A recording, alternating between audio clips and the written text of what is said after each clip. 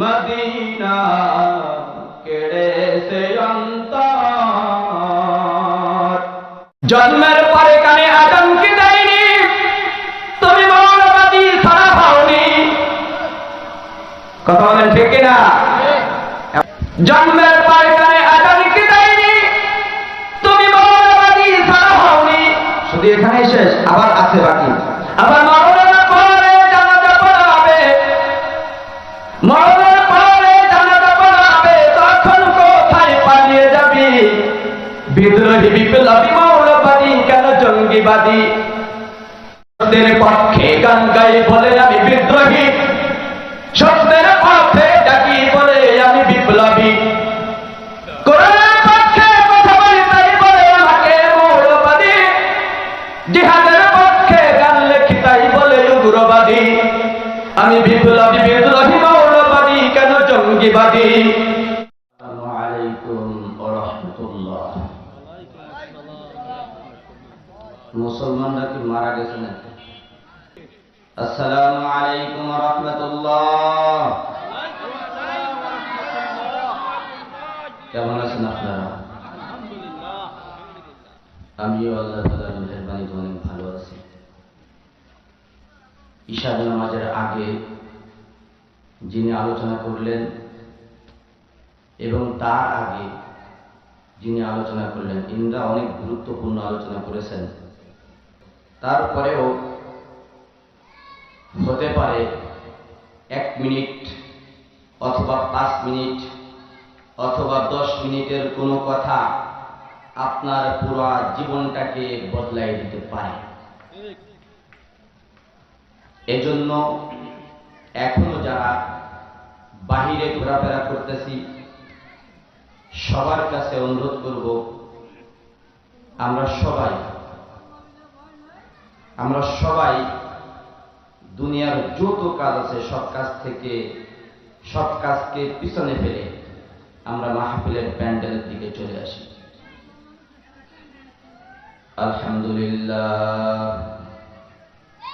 আলহামদুলিল্লাহ নাহমাদুহু ওয়া নাস্তাঈনুহু ওয়া নাস্তাগফিরুহ ونستغفره ونؤمن به ونتوكل عليه ونعوذ بالله من شرور أنفسنا من يهده الله فلا مضل له ومن يضلل فلا هادي له ونشهد أن لا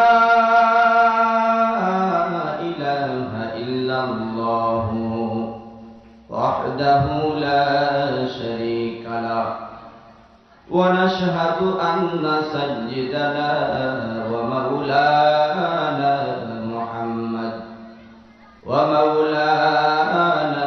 محمدا عبده ورسوله الذي أرسله الله تعالى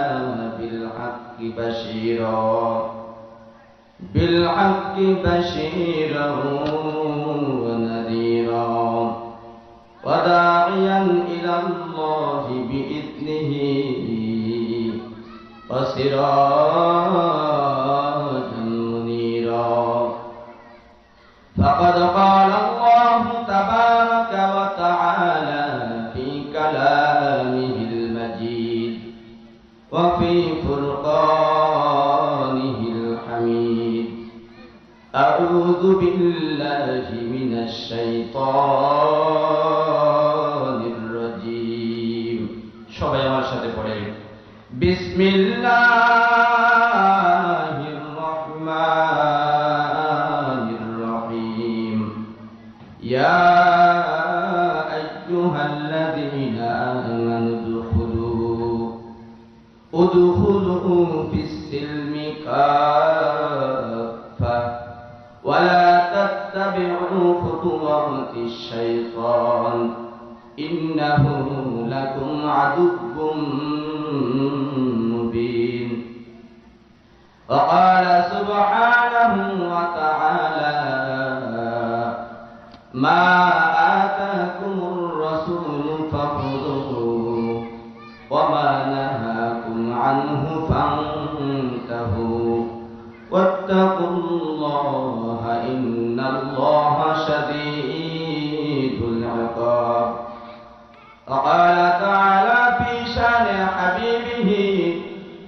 ইন্নাল্লাহা ওয়া মালাইকাতাহু ইউসাল্লুনা আলান নবী ইয়া আইয়ুহাল্লাযীনা আমানু সাল্লু আলাইহি ওয়া সাল্লিমু তাসলিমা।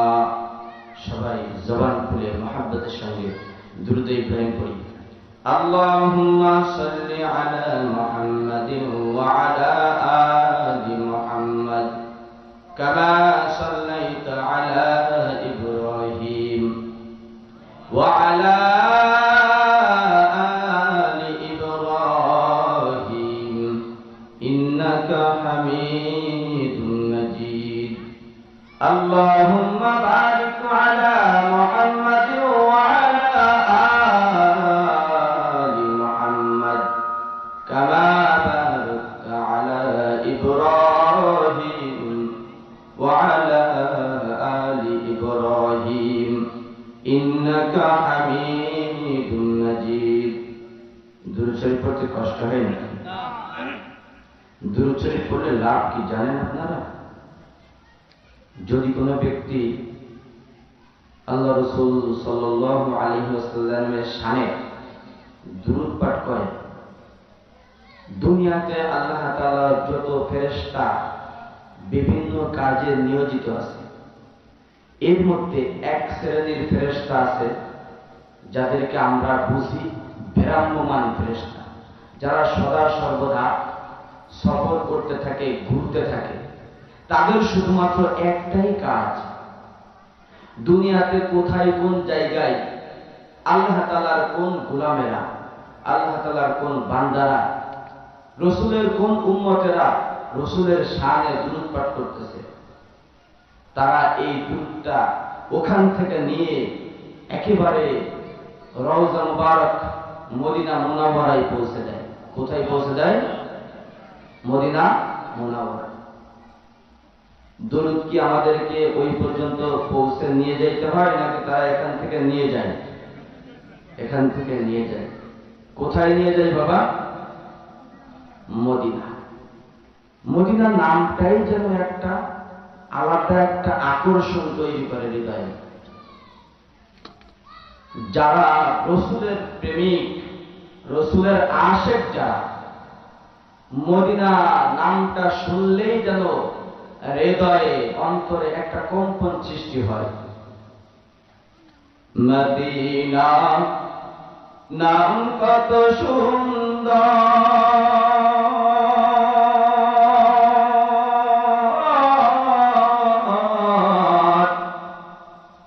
মদিনা কেড়ে সে অন্তর, মদিনা নাম কত সুন্দর,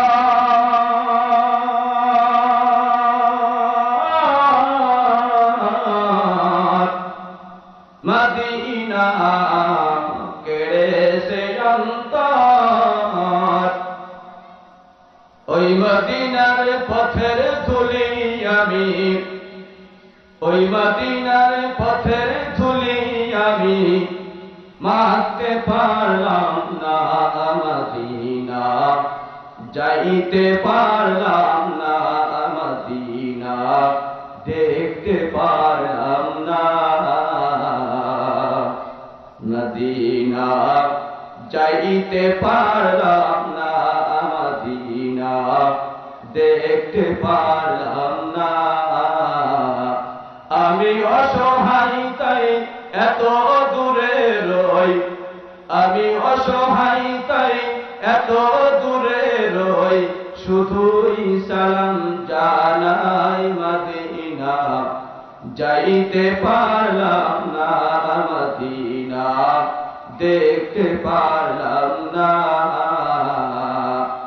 মদিনা নাম কত মধুর,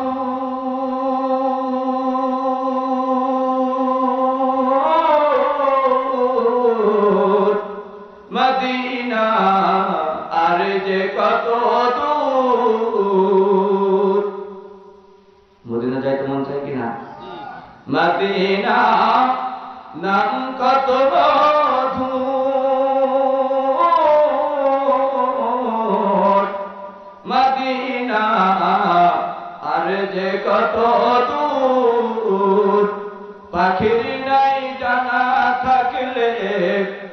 পাখির নাই জানা থাকলে যেতাম মদিনা মদিনা, যাইতে পারলাম না মদিনা, দেখতে পারলাম না। আরো বেরোই পুবাল হাওয়া,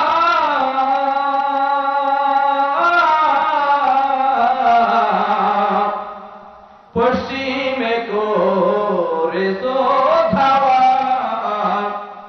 এই গরিবের দুঃখী সালাম, এই গরিবের দুঃখী সালাম, পৌঁছে দিও না মদিনা, যাইতে পারলাম না মদিনা, দেখতে পারলাম না। বলতেছিলাম যে দুনিয়ার যে কোনো প্রান্তে আল্লাহ তাআলার যে কোনো বান্দারা যদি আল্লাহ রাসূলের শানে দুরূদ পাঠ করে, তাহলে আল্লাহ তাআলার বিরাজমান ফেরেশতারা এই দুরূদটাকে আল্লাহ রাসূলের রওজা পর্যন্ত পৌঁছে দেয়। আল্লাহ রাসূল সাল্লাল্লাহু আলাইহি ওয়াসাল্লাম হায়াতুন নবী, তিনি জিজ্ঞাসা করেন এই দুরূদ কোথা থেকে এসেছে? তখন আল্লাহ তাআলার সেই বিরাজমান ফেরেশতারা তারা বলে, আল্লাহ ইয়া রাসূলুল্লাহ, এই দুরূদটা ফরিদপুর জেলার ভাঙ্গা উপজেলার আরগি ইউনিয়নের সোনাতলা গ্রাম, সেখানে তো আপনার কয়েকজন আশেক তারা আপনার মহব্বতে দুরূদ পাঠ করেছে। আল্লাহ রাসূল সাল্লাল্লাহু আলাইহি ওয়াসাল্লাম বলেন যে তারা আমাকে এত মহব্বত করে, যারা এত দূরে বসে আমাকে এত মহব্বত করতে পারে, তাদেরকে না ফেরেশতারা তোমরা সাক্ষী থাকো, তাদেরকে না নিয়ে আমি মুহাম্মদ জান্নাতে যাব না। সুবহানাল্লাহ। একটু আসতে বলেন, দুরূদ পড়া দরকার কিনা? আল্লাহুম্মা সাল্লি আলা মুহাম্মাদিন ওয়া আলা আলি মুহাম্মাদ কামা সাল্লাইতা আলা ইব্রাহিম ওয়া আলা আলি ইব্রাহিম ইন্নাকা হামিদুম মাজিদ। আল্লাহুম্মা বারিক আলা মুহাম্মাদিন ওয়া আলা আলি মুহাম্মাদ কামা বারাকতা আলা ইব্রাহিম وعلى آل إبراهيم إنك حميد مجيد। ما درد جہاں غیر خدا یار نداریم، ما درد جہاں غیر خدا یار نداریم، جز یاد خدا هیچ دیگر کار نداریم، جز یاد خدا هیچ دیگر کار نداریم۔ ایک چشم زدن غافل تھا شاہ نباشی، ایک چشم زدن غافل تھا شاہ نباشی، شاید کہ نگاہ گناہ گاہ نباشی، شاید کہ نگاہ گناہ گاہ نباشی۔ سبحانك لا علم لنا إلا ما علمتنا إنك أنت العليم الحكيم। আলহামদুলিল্লাহ। মহান রব্বে কারিমের দরবারে কোটি কোটি শুকরিয়া যে রব্বুল ইজ্জাত আমাদেরকে রাতের শুরু ভাগে ইশার নামাজ জামাতের সাথে আদায় করার পরে জান্নাতের বাগান তথা মাহফিলের ময়দানে আমাদেরকে ধৈর্য সহকারে কোরআনের আলোচনা, হাদিসের আলোচনা, আল্লাহ তাআলার মহব্বতে, রাসূলের মহব্বতে বসে শোনার তৌফিক দান করেছেন। এই জন্য সেই প্রভুর দরবার শুকরিয়া আদায় করি, সবাই বলি আলহামদুলিল্লাহ। এখানে আমরা কিসের আলোচনা করব ভাই? কিসের আলোচনা? আমি যদি আপনাদের কাছে জিজ্ঞাসা করি কোরআন হাদিসের আলোচনা বলতে আপনারা কি বোঝেন? শুধুমাত্র নামাজ, রোজা, হজ, যাকাত, কুরবানি, আর কিছু আছে নাকি? হ্যাঁ, কি আছে? হ্যাঁ, এইটুক তো হলো কোরআন হাদিসের আলোচনা, নাকি বলেন?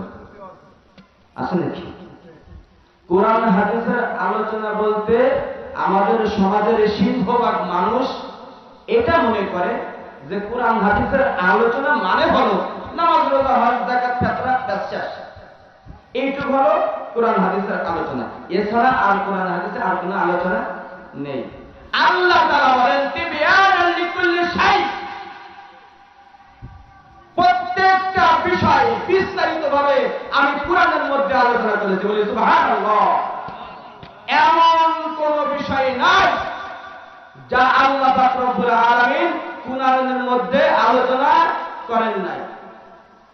আচ্ছা, আল্লাহ রাসূল সাল্লাল্লাহু আলাইহি ওয়াসাল্লাম যখন দুনিয়াতে এসেছেন তখন কি এখনকার জামানার মতো মোবাইল, কম্পিউটার, টিভি, টেলিভিশন এই জাতি এগুলো ছিল নাকি?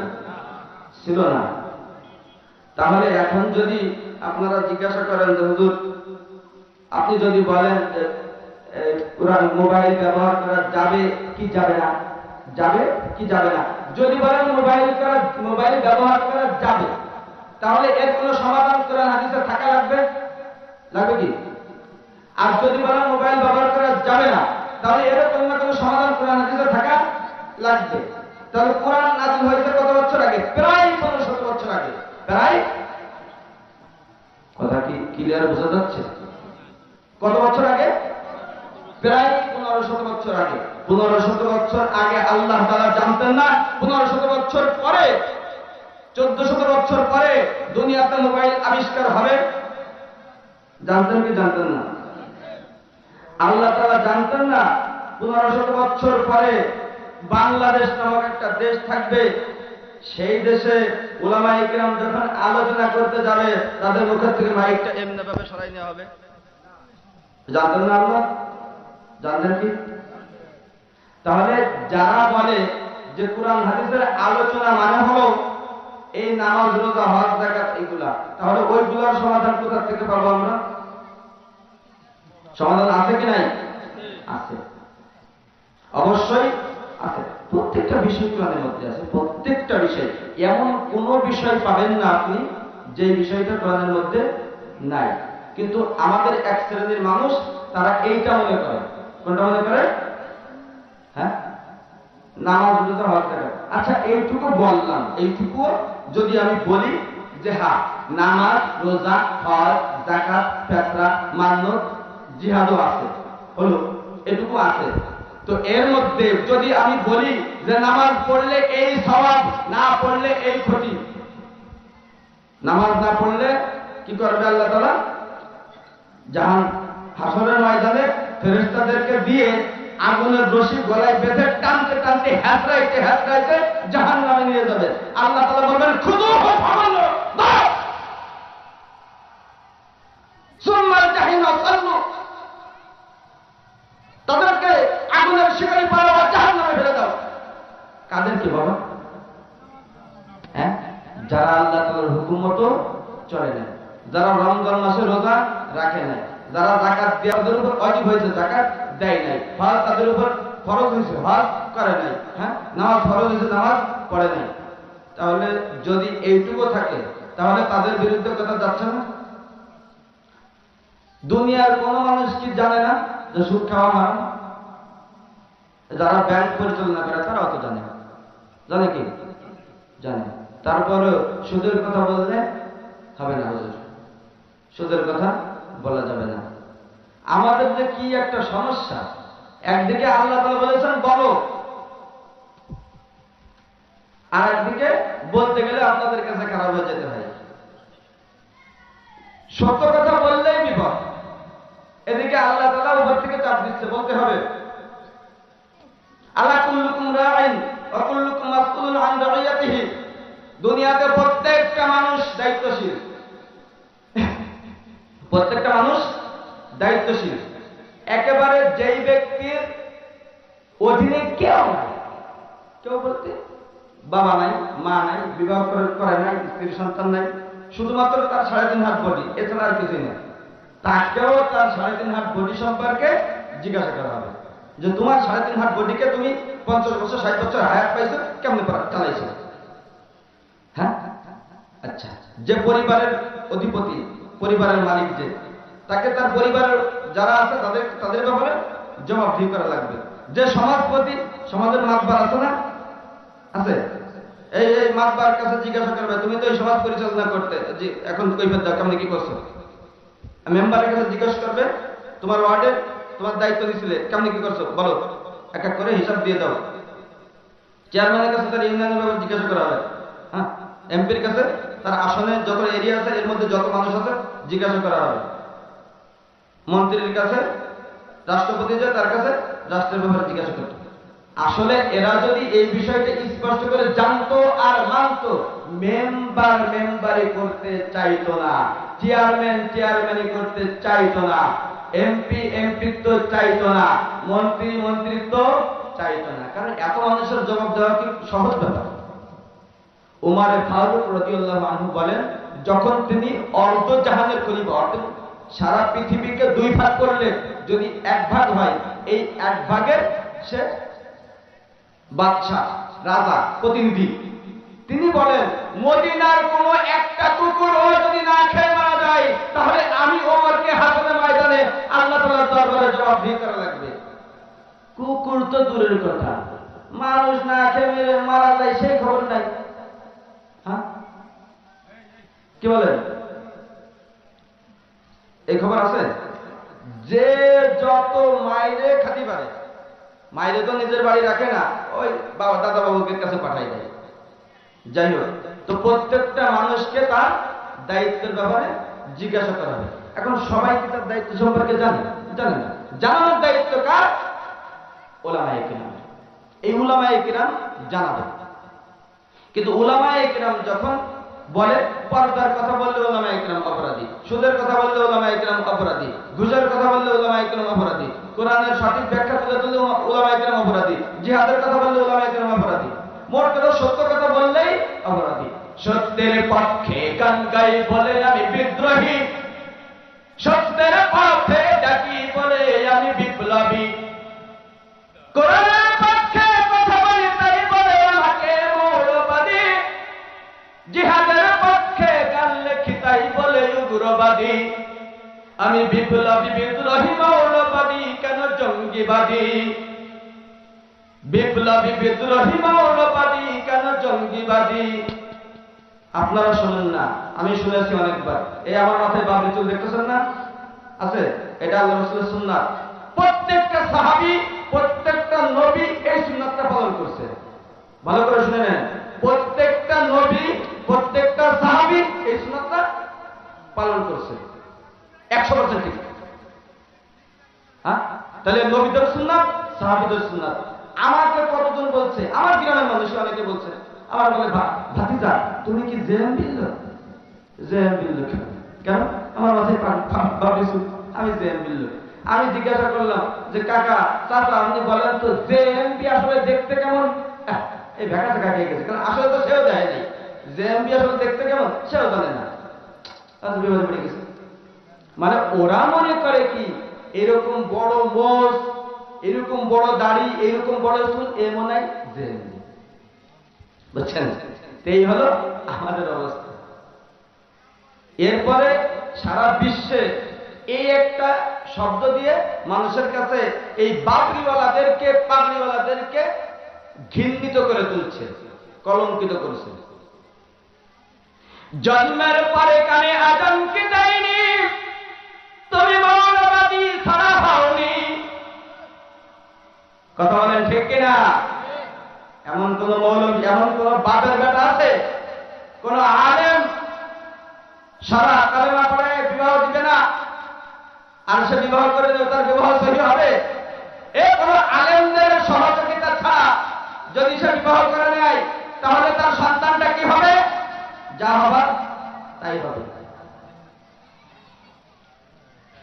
জন্মের পর কানে আজান কি দেয়নি, তুমি মৌলবাদী ছাড়া হওনি। শুধু এখানেই শেষ? আবার আছে বাকি। আবার মরণের পরে জানাজা পড়াবে, মরণের পরে জানাজা পড়াবে, তখন কোথায় পালিয়ে যাবি? বিদ্রোহী বিপ্লবী মৌলবাদী কেন জঙ্গিবাদী? আলেমদেরকে দেখলে নাক শিক্ষা। আল্লাহ তাআলা বলেন, এই দুনিয়ার মানুষেরা শুনে, আমার কোন হক্কানি আলেমের সাথে বিয়াদবি করবি তুই শুনে রাখ, তোর এ আল্লাহ যদি তোমার সাথে যুদ্ধ ঘোষণা করে, তোমার পালিয়ে যাওয়ার আর কোনো সুযোগ নাই।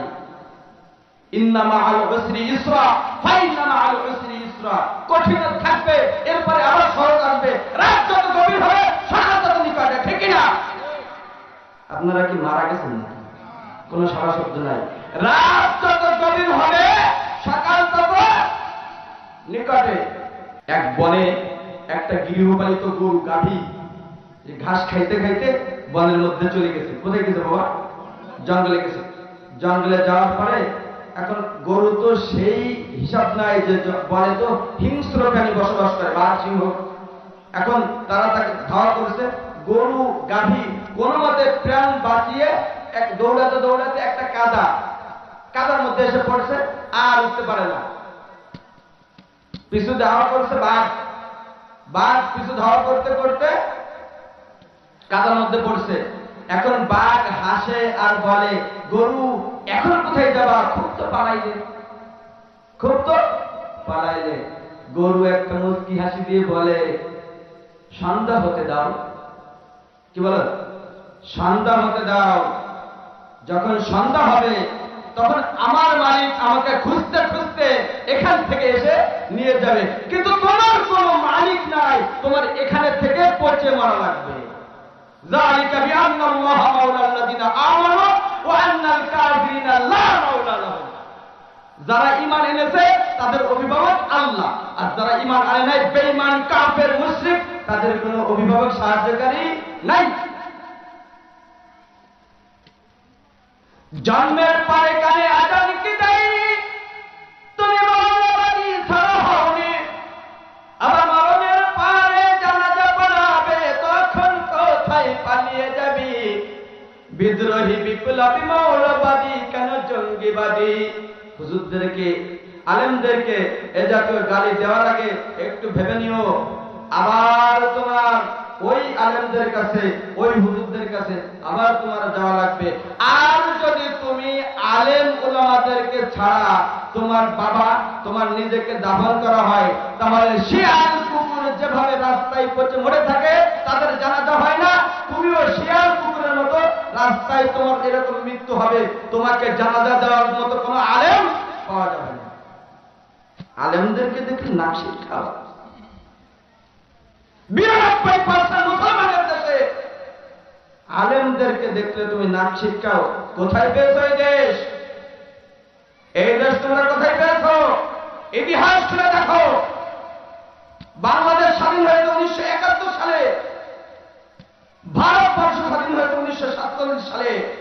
1947 সালে কাসেম নানতুবি, হুসাইন আহমদ মাদানি, এই সমস্ত হক্কানি আলেমরা যদি ভারতবর্ষ ইংরেজ খেদাও আন্দোলন না করত, তুমি ভারতেও স্বাধীনতা পাইতে না, তুমি বাংলাদেশ নামে দেশটাও খুঁজে পাইতে না। কোথায় পেয়েছো? এজন্য আলেমদেরকে কিছু বলার আগে একটু ভেবে নিতে হবে। আল্লাহ পাক রব্বুল আলামিন আলেমদেরকে আলাদা করে দায়িত্ব দিয়েছেন। কি দায়িত্ব? যখন দুনিয়ার থেকে মুহাম্মদ রাসূলুল্লাহ সাল্লাল্লাহু আলাইহি ওয়াসাল্লাম বিদায় নিলেন, বিদায় নেওয়ার পরে তিনি তার দায়িত্ব কাদের উপর দিয়ে গেলেন? সাহাবাদের উপর। সাহাবারা তাবেঈনদের উপরে, তাবেঈনরা তাবেঈনদের উপরে। এভাবে করে এই দায়িত্ব ওরাসাত সূত্রে আমাদের কাছে আসে। সুতরাং এটা নবীদের কাজ। কোন আলেমকে আপনি অপমান করলেন, কেমন যেন আপনি নবীকে অপমান করলেন। এই নবীকে অপমান করলে কি আপনি ইমানদার থাকবেন, নাকি আপনি ইমান হারা হয়ে যাবেন? ইমান হারা হয়ে যাবে। আর যদি কোরআনের কোন একটা আয়াতের কোন একটা ছোট্ট অংশকে আপনি অস্বীকার করেন, আপনার ইমান থাকবে কি? থাকবে না। আর যদি কাফের মুশরিকদের মতো তারা যেরকম কোরআনের কথা বলতে গেলে বাধা দিত, মক্কার কুফফাররা যারা আল্লাহ রাসূলকে, সাহাবীদেরকে ইসলামের দাওয়াত প্রচার করার ক্ষেত্রে বাধা দিত, আপনিও বাধা দিলেন, তাহলে মক্কার কুফফার আর আপনার মধ্যে পার্থক্য রইল কোথায়? তারাও আপনার থেকে ভালো, কারণ তারা আল্লাহকে বিশ্বাস করতো কিনা জানেন আপনারা? আবু তালিব আল্লাহ রসুলের আপন চাচা, যখন আল্লাহ রসুল দাওয়াত দিতে শুরু করলেন তখন আবু তালিব দেখলো যে আমার ভাতিজার উপরে নির্যাতন হচ্ছে, জুলুম। আবু তালিব তার বংশের লোকদেরকে ডাক দিল, যাই হোক মুহাম্মদ আমাদের ভাতিজা, আমাদের রক্ত তার শরীরে, মুহাম্মাদের উপরে যদি কেউ জুলুম নির্যাতন করে এটা আমরা মেনে নিতে পারি না। তখন আবু তালিবের সাথে সবাই সহমত হলো, তারা বলল যে হ্যাঁ, মুহাম্মাদের উপরে নির্যাতন হয় এটা আমরা মেনে নিব না। যেই সিদ্ধান্ত সাথে সাথে বাস্তবায়ন। আবু তালিব বলে দিল, শুনে নাও মক্কার কাফেরেরা, মক্কার লোক তোমরা শুনে নাও, মুহাম্মদ আমার ভাতিজা, তাকে যদি কেউ কোনো প্রকারে কষ্ট দেওয়ার চেষ্টা করো তাহলে তাকে যেই পরিমাণ কষ্ট দিবা তার থেকে শতগুণ বৃদ্ধি করে তোমাদেরকে ফিরিয়ে দেওয়া হবে। সে কি মুসলমান ছিল? সে তো কাফের। আর সে কি দিনের কাজ করার জন্য সহযোগিতা করলো না? হ্যাঁ, দিনের দেওয়ার জন্য সহযোগিতা করলো কিনা? করলো। আর আপনি, আপনার দাদা মুসলমান তাই আপনার বাবা মুসলমান, আপনার বাবা মুসলমান সেই সূত্রে আপনিও মুসলমান। এখন আপনি মুসলমান হিসেবে দাবি করেন, আবার কোরআনের পক্ষে কথা বললে তাকে বাধা দেওয়ার চেষ্টা করেন, কারণ আপনি মনে করেন যে কোরআনের মধ্যে আছে কি, কোরআন হাদিসের মধ্যে কি আছে? নামাজ, রোজা, হজ, যাকাত, আর কিছু নেই। আপনারা বুঝতেছেন আমার কথা? হ্যাঁ, বুঝতেছেন না? কোরআনের মধ্যে নামাজ, রোজা, হজ, যাকাত এছাড়া আর কিছুই নাই। আমি বলবো যারা এই কথা বলে তাদেরকে আমি বলতেছি যে মাত্র 2 পৃষ্ঠা তেলাওয়াত করবো। কয় পৃষ্ঠা? মাত্র 2 পৃষ্ঠা। 2 পৃষ্ঠা তেলাওয়াত করার মধ্যে তোমরা এর মধ্যে পড়ে যাওয়া। হ্যাঁ, এর মধ্যে তোমরা পড়ে যাবা। ওয়াইদা লাকুল্লাযিনা আমানু ক্বালু আমান্না ওয়া ইযা খারাজু ইলা শায়াতিনহিম ক্বালু ইন্না মাআকুম ইন্নামা নাহনু মুস্তাহজিউন। আল্লাহ তাআলা বলেন, আল্লাহ রাসূলকে জানাই দিচ্ছেন যে তারা আপনাদের কাছে আসে আর এসে বলে আমরা আপনাদের সাথে আছি। আবার যখন শয়তানের কাছে যায় তখন বলে যে আমরা তো তোমাদের লোক, আমরাও ওদের সাথে ঠাট্টা বিদ্রুপ করার জন্য গিয়েছিলাম। তুমি এর মধ্যে পড়ে যাবে। 2 পৃষ্ঠা তোলা লাগবে।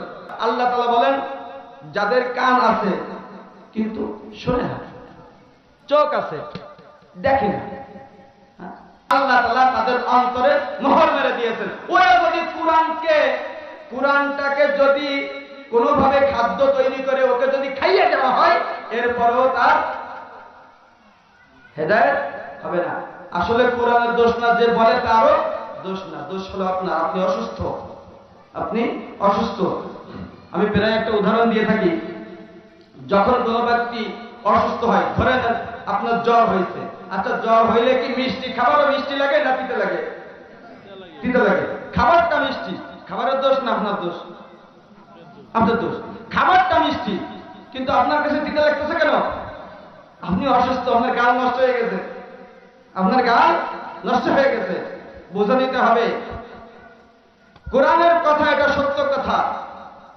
যদি আপনার ভালো না লাগে তাহলে বুঝে নিতে হবে কোরআনের আয়াত ঠিক আছে কিন্তু আপনার ব্রেন নষ্ট হয়ে গেছে। আপনার কাছে ভালোটা মিষ্টিটা আর মিষ্টি লাগে না, মিষ্টিটা মিষ্টি লাগে না। তো কোরআনের মধ্যে সব আছে। আল্লাহ তো বলছেন না, ইন্নাল্লাহা আশতারা মিনাল মুমিনিনা আনফুসাহুম ওয়া আমওয়ালাহুম বিআন্না লাহুমুল জান্নাহ। আল্লাহ তাআলা বলেন যে নিশ্চয়ই মুমিনরা, আপনারা দেখে নিতে পারেন সূরা তাওবার 111 নম্বর আয়াত। আল্লাহ তাআলা বলেন যে মুমিনরা জান আর মাল এর বিনিময়ে জান্নাতটা কিনে নিছে। কি কিনে নিছে? দেশে কি জান আর মাল দিছেন কি আপনারা? দিতে হবে কোথায়? ইউকাতিলুনা ফি সাবিলিল্লাহি ফায়াকুতুলুনা ওয়া ইউকতালুন। যুদ্ধের ময়দানে যাইতে হবে, হয়তো মরতে হবে না হয় মারতে হবে। কি নিয়ে যাইতে হবে? জান আর মাল নিয়ে যাইতে হবে, নিজের সম্পদ নিয়ে যুদ্ধের ময়দানে যাইতে হবে। যেরকম খালিদ বিন ওয়ালিদ রাদিয়াল্লাহু আনহু, নাম শুনছেন আপনারা? আল্লাহু আকবার। দুনিয়াতে খালিদ বিন ওয়ালিদের কথা যতই বলা হয় ততই আমার কাছে কম মনে হয়। খালিদ বিন ওয়ালিদ রাদিয়াল্লাহু আনহু তার জীবনে কোনো একটা যুদ্ধে সে পরাজিত হয় নাই। সুবহানাল্লাহ। যখন সে মুসলমান ছিল না তখন মুসলমানদের বিরুদ্ধে যুদ্ধ করেছে, সেই যুদ্ধে সে বিজয়ী হয়েছে। আপনারা জানেন উহুদ যুদ্ধে মুসলমানরা পরাজিত হয়েছিল কিনা? সেই যুদ্ধে পরাজিত হওয়ার একমাত্র কারণ ছিল খালিদ বিন ওয়ালিদ। এই খালিদ বিন ওয়ালিদ এক যুদ্ধের বর্ণনা আল্লাহ রাসূল যুদ্ধে যাওয়ার আগে বলে দিচ্ছেন যে এই যুদ্ধে যদি অমুক শহীদ হয় তাহলে যুদ্ধের সেনাপতি অমুক হবে, যদি অমুক শহীদ হয় তাহলে যুদ্ধের সেনাপতি অমুক হবে। এভাবে করে পর্যায়ক্রমে 3 জনের নাম আলোচনা করেছেন। এরপরে বলতেছেন তৃতীয় নম্বরে যে সাহাবীর নাম বলছেন যে সে যদি শহীদ হয় তাহলে মুসলমানদের যে সৈন্যরা আছে তাদের মধ্যে থেকে তোমরা কোনো একজনকে সেনাপতি বানাই নেবা। সেনাপতি নির্বাচন করতে করতে করতে করতে বাছাই করতে করতে খালিদ বিন ওয়ালিদের নাম চলে আসছে। খালিদ বিন ওয়ালিদ রাদিয়াল্লাহু আনহু সেনাপতির দায়িত্ব নিয়েছে। যুদ্ধ করতে করতে করতে করতে 9 খান তরবারি ভেঙে ফেলছে। কয় খান? 9 খান তরবারি ভেঙে ফেলছে। কি করতে? গাছ কাটতে কাটতে, মানুষ কাটতে কাটতে। এক যুদ্ধে আল্লাহ রাসূল বলছেন খালিদ তোমার অমুক যুদ্ধে যাইতে হবে, কতজন লোক লাগবে? খালিদ বলে ইয়া রাসূলুল্লাহ আমি একাই যথেষ্ট, তারপরেও যদি আর কিছু 5-7 জন লোক দেন এতেই হয়ে যাবে। আল্লাহ রাসূল বলেন যে একা একা কিভাবে সম্ভব? খালিদ বিন ওয়ালিদ উত্তর দিলেন হুজুর আপনি না বলছেন যে কাফেররা ওরা মৃত মানুষের ন্যায়, মৃত মানুষকে মারার জন্য কি একজন লোকের বেশি লাগে? দেখছেন তাদের ইমানের দৃঢ়তা কি। 9 খান তরবারি ভেঙে ফেলছে। এরপরে দশম যে তরবারিটা এটা ভাঙে নাই, এটা ভাঙে নাই। তো জিজ্ঞাসা করা হলো এটা ভাঙলো না কেন? কারণ এটা হলো এখনকার জামানায় দেখছেন না কোন কোন দেশের প্রোডাক্ট একটু মানসম্মত হয়, তো ওই জামানায় এমনি তরবারি, এই এমনি তরবারিটা মানসম্মত ছিল, খুব মজবুত ছিল, এই কারণে এটা ভাঙে নাই, তা না হলে সেটাও ভেঙে যেত। এ হলো খালিদ বিন ওয়ালিদ। আমরা জন্ম নেওয়ার সময়ও আলেমদেরকে দরকার, মারা যাওয়ার পরেও আলেমদেরকে দরকার, কিন্তু দুর্ভাগ্য আমাদের যে আমরা সেটা সহজভাবে বুঝতে চাই না। ওই যে বলতেছিলাম আমরা বুঝি হলো কি যে কোরআনের মধ্যে শুধু এইটুকু আছে, এর বেশি নাই। পর্দা আছে নাকি কোরআনে? হ্যাঁ, বেহায়া নারীর এই কেমন কথা, বোরখা দেখলেই মাথা ব্যথা।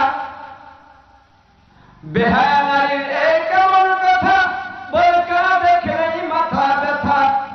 আবার পর্দার কথা যদি বলি, পর্দার কথা যদি বলি তখন হয়ে যাই ফতোয়াবাদী। বিপ্লবী বিদ্রোহী মৌলবাদী কেন জঙ্গিবাদী? বিপ্লবী বিদ্রোহী মৌলবাদী কেন জঙ্গিবাদী? সত্যের পক্ষে গান গাই বলে আমি বিদ্রোহী, সত্যের পথে ডাকি বলে আমি বিপ্লবী। কোরআনের পক্ষে কথা বলে তাই বলে মৌলবাদী, জিহাদের পক্ষে গান লেখি তাই বলে উগ্রবাদী। এক জমানায় কথা উঠছিল বাংলাদেশে থেকে মৌলবাদীদেরকে উৎখাত করা হবে, শুনছিলেন কি আপনারা? আল্লাহু আকবার। বাংলাদেশ থেকে মৌলবাদীদেরকে কেমন উৎখাত করবো তুমি? তাহলে পর্দার দরকার আছে কিনা? আমাদের সমাজের এমন অবস্থা, পর্দার নাই।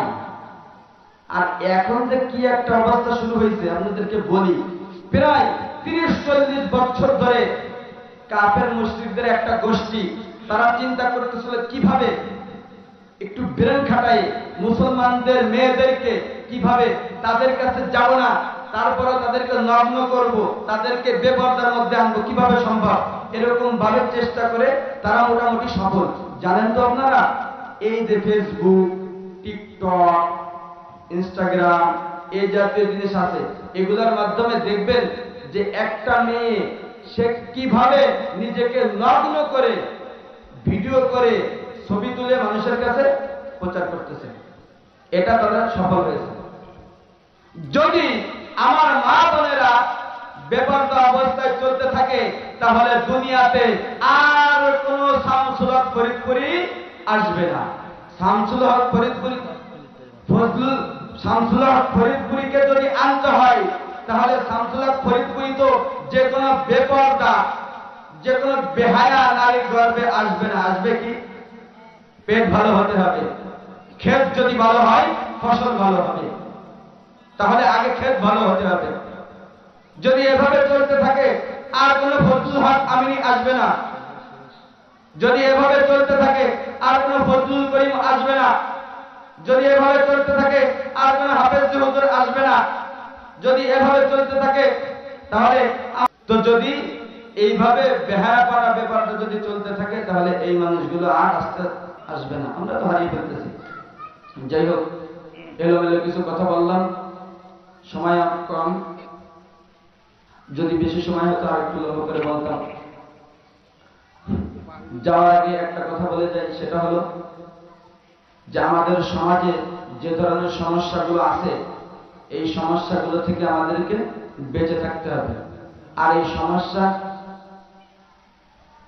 কোনটা সমস্যা আর তার সমাধান কি এটা জানে কারা বাবা? হ্যাঁ, এই রোগ হলে তার ট্রিটমেন্ট করতে পারে কে? ডাক্তার। হ্যাঁ, তাহলে আপনি যে রোগী, শরীয়তের রোগী, এর ট্রিটমেন্ট করতে পারে কে? হক্কানি আলেম। আপনি তো গিয়ে বলেন ও দুই সাইড দিয়ে কিতাবাদি বুখারী শরীফ কিনেছে, ও আমিও পড়ছি, ও আমিও জানি। কেন আপনি ডাক্তারের কাছে গিয়ে বলতে পারেন না ওইরকম 4-5টা ডাক্তারই ও আমিও পড়ছি? তা তো বলেন না সেখানে। হ্যাঁ, বোঝেন না, তাহলে না বুঝে বাড়াবাড়ি করার দরকার কি? হক্কানি আলেম আমাদেরকে যেভাবে দিক নির্দেশনা দেয় সেভাবে চলে, এত বাড়াবাড়ি করার কি দরকার আছে? বোঝেন না, বাড়াবাড়ি করার কি দরকার? তাহলে অসুস্থ হলে হক্কানি আলেমদের কাছে যাইতে হবে, তারা যেভাবে দিক নির্দেশনা দেয় সেভাবে চলতে হবে। আর বিশেষ একটা অনুরোধ করে যাই, কোনো রকমে কখনো কোনো পরিস্থিতিতে কোনো হক্কানি আলেমের বিরুদ্ধে ভূমিকা নেবেন না। হ্যাঁ, মনে করেন এই যে একটা আপেল, হ্যাঁ, এই আপেলের উপর থেকে একটা ছুরি, ধারালো ছুরি ফেলে দেওয়া হলো, কে কাটবে? ছুরি কাটবে না আপেল কাটবে? আপেল কাটবে। আচ্ছা, আপেল নিচে ছিল সেই জন্য আপেল কাটলো। এবার নিচে ছুরিটা রাখলাম, উপর থেকে আপেলটা ছুরির উপরে ফেলে দিলাম, কে কাটলো? আপেল। তার মানে ছুরি উপর থেকে পড়ুক অথবা আপেল উপর থেকে পড়ুক, কাটার বেলা আপেলই কাটবে। আপনি বুঝে নেন, আপনার সাথে কোন হক্কানি আলেমের বিরোধিতা হোক অথবা আপনি তার সাথে বেয়াদবি করেন, কাটার বেলায় ধ্বংস আপনারই, ধ্বংস আপনারই। যদি বুঝে থাকেন তাহলে একটা কথা মাথায় রাখবেন, আজকে থেকে, এখন থেকে হক্কানি উলামা ইকরাম, যেহেতু আল্লাহ রাসূল দুনিয়া থেকে বিদায় নিয়েছেন, তিনি তো আর আসবে না। হ্যাঁ, হক্কানি উলামা ইকরাম যেভাবে আমাদেরকে চলাফেরা ঠিক সেইভাবে চলবে, ঠিক আছে না? ইনশাআল্লাহ। একটা তাবিজ নিয়ে যান, তাবিজ তুলেন আপনার, তাবিজ আল্লাহর হুকুম, রসুলের তরিকা আর সাহাবাদের নমুনায় জীবন চালাবো। বলেন, আল্লাহর হুকুমে, রসুলের তরিকায়, সাহাবাদের নমুনায় আমাদের জীবনটা পরিচালনা করব। এর বিরুদ্ধে এই একটা সূত্রই যথেষ্ট, আর কিছু লাগবে না। আল্লাহ পাক রব্বুল আলামিন যা কিছু বললাম, সর্বপ্রথম এর থেকে উপকৃত বিষয়গুলো আমাকে আমল করার তৌফিক দান করেন, আর সাথে সাথে আপনাদেরকে আরো ভালো করে বুঝে আমল করার তৌফিক দান করেন। ওয়া আখিরু দাওয়ানা আলহামদুলিল্লাহি রাব্বিল আলামিন।